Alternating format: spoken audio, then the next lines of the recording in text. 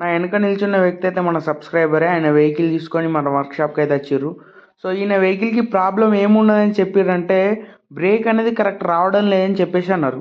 So మేము vehicle యొక్క problem ఏం ఐడెంటిఫై చేసినామంటే ఇది బ్రేక్ సిలిండర్ అనేది పూర్తి స్థాయిలో పోయి బ్రేక్ సిలిండర్ నుంచి విపరీతంగా బ్రేక్ ఆయిల్ అనేది లీక్ అయిపోయింది. సో ఇదే ప్రాబ్లం. సో ఈ పాత బ్రేక్ సిలిండర్ని పక్కకు పడేసి అయితే కొత్త బ్రేక్ సిలిండర్ని అయితే ఫిట్ చేస్తున్నాం. సో మీరు నడిపే వెహికల్లో కూడా బ్రేక్ ఆయిల్ అనేది ఉండటం లేదు. ఎంత ఫిలప్ చేసినా తగ్గిపోతుంది అంటే అది ఎక్కడనో బ్రేక్ ఆయిల్ లీక్ అయిపోతుందని అర్థం. సో అది గుర్తుపెట్టుకోండి. సో ఈ వెహికల్కి అయితే కొత్త బ్రేక్ సిలిండర్ అయితే ఫిట్ చేసేసి యథావిధిగా డ్రమ్ అయితే ఫిట్ చేసినాం. ప్రాబ్లం అనేది సాల్వ్ అయిపోయింది. సో ఈ వెహికల్ సంగతి ఇట్లుంటే ఇది వచ్చేసి మెగా ఎక్సెల్ వెహికల్. ఈ పైప్ అనేది పలిగిపోయింది. సో ఈ పైప్ పలిగిపోతే మనం ఏం చేయాలి? పైప్ ఇప్పేసి అయితే కొత్త పైప్ అనేది ఫిట్ చేయాలి. సో కొత్త పైప్ వేసే ముందు పాత పైప్ అనేది పూర్తి స్థాయిలో బయటికి తీసి ఏం చేయాలో తెలుసు అనేది చెప్తా.